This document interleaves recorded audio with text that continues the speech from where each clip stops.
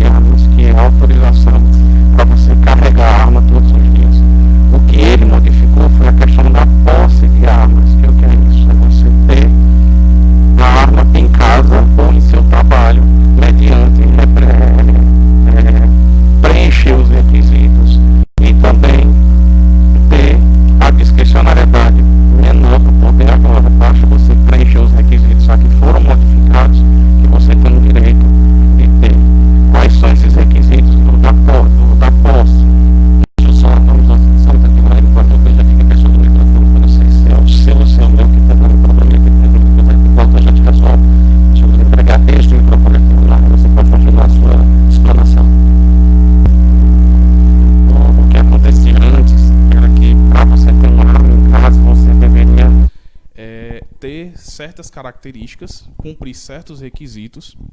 E esses requisitos, o último, ele era um requisito, digamos, subjetivo da Polícia Federal. O que era isso? Você fizesse o curso para poder manejar a arma, que era o curso de tiro, o curso de segurança, ter 25 ou mais anos, ocupação lícita, não estar respondendo a nenhum inquérito ou processo policial e não ter antecedentes criminais, você fazia um registro mediante a Polícia Federal e, diante deste registro, você tinha que explicar o porquê que você queria ter o porte daquela arma, a posse daquela arma em casa ou no seu trabalho. Para preencher esse requisito, não existia um padrão. A Polícia Federal analisava caso a caso e caso ela julgasse necessário, aí sim você poderia ter sua inscrição negada ou aprovada. Agora, o que especificamente mudou com o decreto agora de 15 de janeiro do presidente Jair Bolsonaro foi isso. Não existe mais essa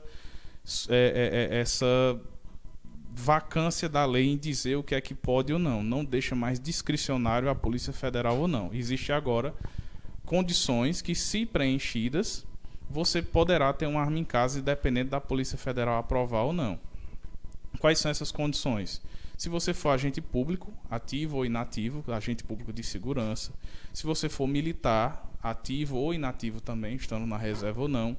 Se você residir em área rural, lembrando que esses requisitos não são cumulativos. Se você preencher um, você já tem o direito a ter essa posse de arma.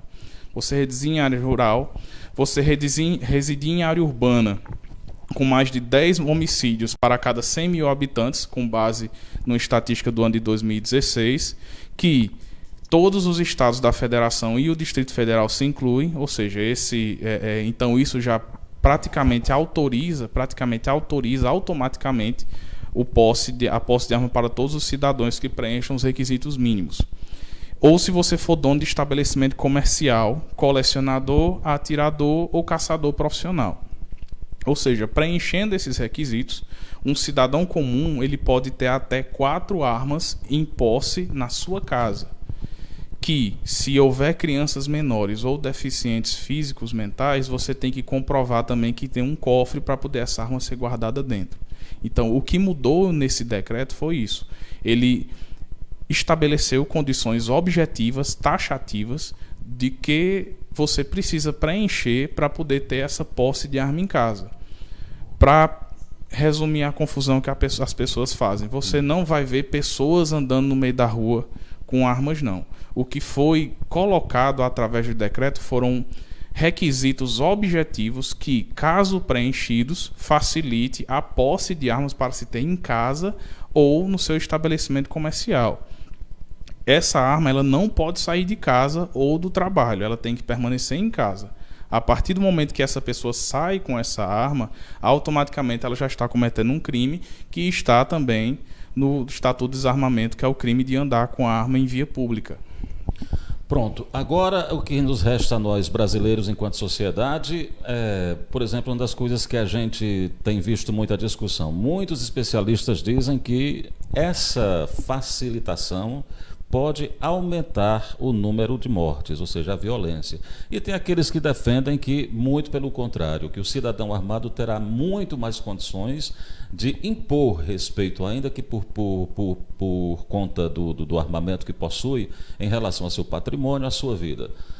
Você, como operador do direito, qual é a sua opinião em relação a essas duas questões? É difícil você impor uma opinião, até como profissional numa área como essa, porque a arma ela é um instrumento designado unicamente para um fim só, que é matar. Matar, ferir, imobilizar. Assim como um carro, por exemplo, que é um objeto também que pode matar, ferir ou imobilizar, vai depender de quem está portando, de quem vai ter a posse. Existem casos que policiais treinados e que estão há muitos anos na vida de segurança conseguem ser desarmados ou até em um tiroteio ou em uma abordagem não conseguem serem efetivos em abater ou imobilizar um criminoso. Então, o cidadão comum, só com um mero treinamento ali para ter essa posse, acredito eu que, embora seja uma coisa que para casos específicos possa funcionar, mas acredito eu que no quadro geral, que no quadro das estatísticas por morte que nós temos no Brasil, mortes violentas através de arma de fogo, eu acredito que não vai mudar muita coisa não. Porque, inclusive, é uma das críticas que se tem em relação ao Estatuto do Desarmamento é que, apesar da grande campanha que houve para as armas serem entregues ao Exército, você recebia quantias em dinheiro, você recebia prêmios, bonificações para entregar a sua arma, apesar dos cidadãos tecnicamente terem sido desarmados, já tendo em vista a diminuição da criminalidade, os índices de violência eles cresceram no país. Então, não é dizer que esse decreto vai fazer alguma mudança significativa, que eu acredito que não vai. Acredito eu, olhando por uma visão jurídica e política, que esse decreto ele não agradou nem os que queriam as armas de fogo, muito menos os que não queriam, porque o presidente Jair Bolsonaro ele ficou num meio termo, ele ficou em cima do muro. Ele nem usou os poderes deles totais através do Congresso e do que ele poderia para trazer os armamentos cíveis para a população, como a população da extrema-direita e os apoiadores dele, as pessoas que apoiam o armamento, queriam. E ele também relativizou o que até então os pró-anti-desarmamento também achavam que era necessária essa discricionariedade da Polícia Federal de decidir caso a caso, mediante justificativas individuais, se a pessoa merecia ou não ter uma posse de arma, né? Então, acredito eu que ele simplesmente fez esse decreto para cumprir a agenda presidencial dele, para tentar justificar e dar satisfação aos seus eleitores que ele está tentando chegar num meio termo, está tentando cumprir as promessas de campanha dele de uma forma que é como ele pode, porque decreto presidencial só quem pode é ele. Para fazer outras modificações ele precisa do Congresso, e aí é todo mais uma dificuldade muito maior, né? Pronto. Estamos conversando com o advogado César Gregório Júnior, falando sobre posse de armas, a questão do desarmamento, o decreto assinado pelo presidente Jair Bolsonaro. Você que está chegando agora, muito obrigado aí pela sua companhia. E vou pedir para ele, em respeito às pessoas que estão nos acompanhando, porque tivemos um probleminha no microfone e ficou inaudível por alguns momentos, para que a gente possa repassar alguns tópicos importantes dessa mudança nesse decreto em relação à posse de armas. Recapitulando, né, o que mudou basicamente foi no último aspecto da comprovação da necessidade, da efetiva necessidade de você ter uma arma em casa, que é a questão da posse. Existe a posse e existe o porte. A posse é você ter em casa ou no seu estabelecimento comercial até 4 armas de fogo, mediante a necessidade e os outros requisitos mínimos que você tem que ter. O porte é você poder andar na rua. Quanto a isso, não mudou nada. Só quem pode andar com um porte de arma, com a presença da arma na rua, são agentes de segurança, agentes da Força Nacional, militares, pessoas treinadas para empresas de segurança armada. Existe um rol taxativo na lei, no Estatuto do Desarmamento. O que mudou foi a posse, porque para você ter a posse de uma arma em casa, você precisa ter 25 anos ou acima de 25 anos, precisa ter ocupação lícita, ou seja, você tem que ter carteira assinada, trabalhar com carteira assinada ou ser empresário e comprovar renda lícita. Você tem que fazer um curso psicotécnico, curso de tiro, são vários cursos que a Polícia Federal dá junto com o Exército, para você poder manejar a arma e manter a segurança da sua arma. Você não pode estar respondendo nenhum inquérito policial ou processo policial de qualquer crime, e você também não pode ter antecedentes criminais. Esses são os requisitos mínimos. Passados esses requisitos mínimos, que não mudaram, esses requisitos estão desde a lei do Estatuto do Desarmamento de 2003, o que mudou efetivamente com o decreto foi: antes, a Polícia Federal, você escrevia uma carta para ela, justificando o porquê de você querer aquela arma, justificando a necessidade de você querer aquela arma, por que é que você precisava com urgência ser armado na sua casa. O que mudou agora foi que, através do decreto do presidente Jair Bolsonaro, ele relativizou, ele colocou critérios objetivos a serem cumpridos, que Você cumprindo um deles, não é cumulativo, você cumprindo um deles, você tem o direito a ter até 4 armas de fogo na sua casa. Caso você comprove uma grande necessidade, aí sim vai entrar na discricionariedade da Justiça Federal e da Polícia Federal, você pode ter acima de 4 armas. O que foi que mudou nessa efetiva necessidade? É que você, ou sendo agente público ativo ou inativo, militar ativo ou inativo, morar em zona rural ou residir em área urbana que tenham até 10 homicídios a cada 100 mil habitantes. O que é isso? 10 homicídios a cada 100 mil habitantes cobre todos os estados brasileiros do Distrito Federal. Então, virtualmente, todo e qualquer cidadão já pode pedir a sua posse de arma de fogo, cumprindo os requisitos mínimos além desse. Outros é você ser dono de estabelecimento comercial ou você ser colecionador, atirador ou caçador profissional. O que mudou foi isso. Ele colocou esses critérios objetivos do que você deve cumprir para facilitar o cidadão a pedir sua posse. Ou seja, o que antes ficava a critério da Polícia Federal decidir ou não, agora você preenchendo um desses requisitos, você tem obrigação de ter a sua posse de arma de fogo em casa ou no seu estabelecimento comercial. Muito bem. O efeito dessa medida, obviamente, será necessário esperar algum tempo para a gente saber se ele foi realmente positivo ou negativo. Não tem como ser diferente. Isso, não tem como ser diferente. O que nós vamos tentar ver agora são o impacto que isso vai ter, não só nos números da violência no país, em homicídios ou em armas de fogo, mas como, num geral, na criminalidade geral. Ver se torcer, já que houve esse decreto, já que ele tentou impor a sua agenda através de um decreto, que ele tem o direito, o decreto presidencial. Vamos, pelo menos agora, torcer para que funcione e não seja direcionado somente para satisfazer promessas de campanha, né?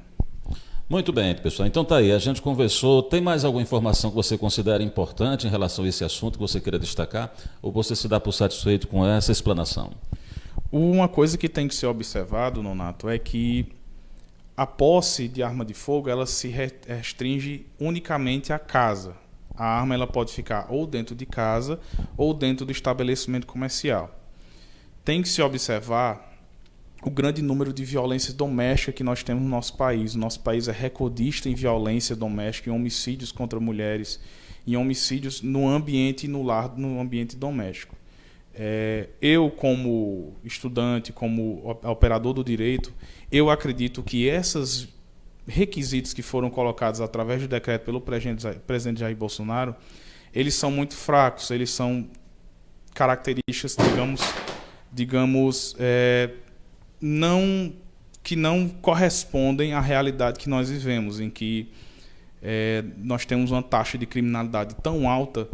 Claro, no meio da rua, através da criminalidade, nós estamos passando por uma epidemia de crimes, especialmente no nosso estado do Ceará, mas também pela violência na educação e na cabeça do próprio cidadão, especialmente do homem, dentro de casa, ainda no sentimento de posse que se tem com a mulher, para com a mulher, nessa cultura patriarcal que nós temos. Então, é torcer para essa posse não aumentar o número de armas dentro de casa, para que isso não afete diretamente ainda mais e torne mais grave os números da violência doméstica, e que os números que hoje, em sua grande maioria, são de lesão corporal, não virem números de homicídio, não virem números piores, né? Então, vamos torcer para que uma agenda, uma promessa de campanha não se torne um banho de sangue contra o gênero feminino, especialmente dentro de casa, né? É verdade. Eu, particularmente, tenho essa preocupação em relação à questão das mulheres, que as mulheres, hoje em dia, muitas são abatidas mesmo, abatidas pelo Brasil inteiro, por essa questão do machismo mesmo, da questão do homem achar que é dono da mulher, e quando entra aquela coisa do sentimento, as questões emocionais, a coisa piora bastante. Já tem muita mulher que é oprimida dentro de casa, né? Pelos maridos, pelos companheiros, e que com arma, então, autorizada pelo governo, eu imagino que essa pressão psicológica, essa pressão em cima das mulheres, eu imagino que ela vai aumentar bastante com o passar dos anos, hein? Porque o homem já tem em si, né? O brasileiro já tem em si essa cultura machista mesmo, de querer ser o dono da mulher. Imagina então podendo ser utilizado de uma arma, achando que pode ter essa arma e que a mulher não vai poder nem... Tudo bem, vai poder fazer as denúncias, mas o medo que ela vai ter provavelmente será bem maior. E a possibilidade de acontecer uma coisa pior também será bem maior pela disponibilidade dessa arma em casa. E vamos torcer, acima de tudo, nesse novo governo que está começando, é que o nosso presidente e todas as pessoas, os seus ministros, a sua bancada, as pessoas que colocaram a confiança nele, não necessariamente as pessoas também que não votaram, mas especialmente as que não votaram, nós temos que cobrar, torcer para que nosso presidente tenha discernimento que agora ele não está mais em campanha, ele não é mais um candidato, ele agora é um presidente. E ele é o chefe político de toda uma nação, seja quem votou e seja quem não votou. Então, que ele não modifique coisas que já não estão dando certo, talvez para até não dar mais ainda para cumprir promessas de campanha vazias que são feitas só para se eleger e que são eleitoreiras. Uma coisa é você ser candidato, outra coisa é você ser governante. Então, ele agora tem que ter discernimento para governar, não mais propagar, não mais divulgar. Ele agora tem que liderar a nação como presidente, como cabeça de uma máquina estatal que nós já estamos há tantos anos cansados de sermos só enrolados e roubados e feitos de bobos, né? Muito bem, só para a gente encerrar e ficar claro, a questão é sobre posse de armas, o porte de armas, andar com a arma não mudou absolutamente nada. Não. Para que as pessoas não saiam por aí achando que vão poder sair por aí armadas. É sempre bom a gente bater nessa tecla, porque tem muita gente enganada em relação a isso, fazendo confusão. Não mudou nada em relação ao porte. A partir de agora também não compartilhem e não acreditem em todas as fake news que você vê aí, independente do espectro político que você participe. Seja de esquerda, seja de direita. Quando você vê uma informação, é o que a gente sempre tenta alertar aqui, a gente alertou muito ano passado e vamos alertar mais ainda esse ano. Se você é de esquerda ou de direita, independente do que você acredite no seu espectro político, quando você vê uma notícia, procure a fonte, vá atrás da fonte, vá ver se ela é confiável, procure por mais de um local, porque o fake news ele está aí para disseminar mentiras falsas, e não é verdade que você vai poder agora andar armado no meio da rua, que você vai poder matar comunista ou coisa parecida. Procure se informar. O decreto presidencial, ele deliberou somente sobre a posse de armas, sobre você ter um armamento em casa. Ele simplesmente colocou condições objetivas num fator de efetiva necessidade, que antes você precisava comprovar. E a Polícia Federal subjetivamente decidia caso a caso. Agora existem requisitos objetivos que, caso cumpridos, você terá direito de ter essa posse em casa, não no meio da rua. Muito bem, pessoal, então tá aí, conversamos com o Dr. César Gregório, advogado, falando sobre, Dr. César Gregório Júnior, advogado, falando sobre a questão da posse de armas, fazendo essa explanação aqui bacana para a gente. Agora ele vai dizer o dia que ele atende, os horários e o local onde ele pode repassar informações para você em relação às causas que ele atende. Eu atendo em geral, eu trabalho com meu sócio. Eu atendo na rua Juvenal Galeno, número 44, aqui no bairro Centro, na cidade de Vaza Alegre. Atendo de segunda a sexta, em horário comercial. E aos sábados e domingos, através do telefone, e-mail. O meu telefone é o 9995-0999 e o meu e-mail é contato.cesarjunior@hotmail.com. Muito bem, então tá aí. Vamos fazer o seguinte, o que a gente conversa no próximo tema? Vamos falar assim, por exemplo, tem uma questão que está sendo muito debatida agora, essa questão da transferência dos presos, direito do presidiário, essa coisa toda, muita gente discutindo, porque o governo do estado está tomando essas medidas assim, bem mais sérias, para tentar dar uma acalmada no estado do Ceará, e tem muita gente que está dizendo que o preso realmente merece passar por muita coisa ruim, e tem gente que está defendendo, dizendo que tem os direitos que têm que ser preservados. A gente poderia bater um papo sobre isso, o que é direito, o que não é direito, o que tem direito, o que não tem. Podemos sim. A próxima inclusive então muito importante, porque eu acho que nessas transferências, no que está acontecendo no estado do Ceará por um todo, e nessa resposta que o secretário de Segurança está dando, eu acho que nem ele está sabendo direito o que é que está fazendo de maneira objetiva, né? Então é bom, vamos falar sobre isso, é um tema muito bom. Pronto, então tá aí. Então, na próxima terça-feira, Dr. César Gregório de volta aqui, se Deus quiser, dessa vez com frequência. Pontualmente. Né? Pontualmente, com a frequência igual hoje. Obrigado pela presença mais uma vez, viu? Muito obrigado, Nonato. Um abraço a todos que estão aí. Espero que vocês busquem sempre, mandem dúvidas, mandem questões para a gente poder responder e todo mundo ficar informado, né, Nonato? Abraço a todos e até uma próxima oportunidade. A gente se vê. Tchau. Tchau.